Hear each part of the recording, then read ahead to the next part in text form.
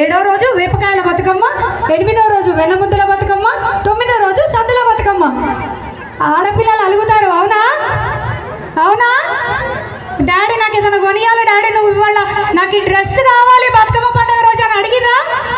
కనిపించట్లేదా? నేను ఎవరికి ఇప్పుడే వచ్చిన ఇంట్లో బతుకమ్మ చేసుకొని మా ఆయన పంపించి వచ్చే వరకు లేట్ అయింది. హలో హాయ్, అలుగుతారా ఆడపిల్లలు? అలుగుతారా? Say yes. వావ్ వావ్, అలుగుతారు అయితే. సో బతుకమ్మ కూడా 6వ రోజు అలుగుతుంది. ఇవాళ ఘనంగా సాగి చెరువు కట్ట మీద బతుకమ్మ సంబరాలు మన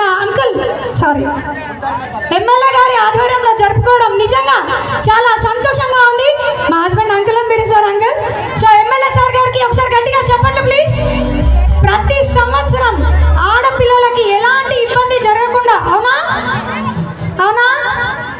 మాట్లాడాలి, మాట్లాడకపోతే కష్టం, అవునా? Yes, very good, thank you so much.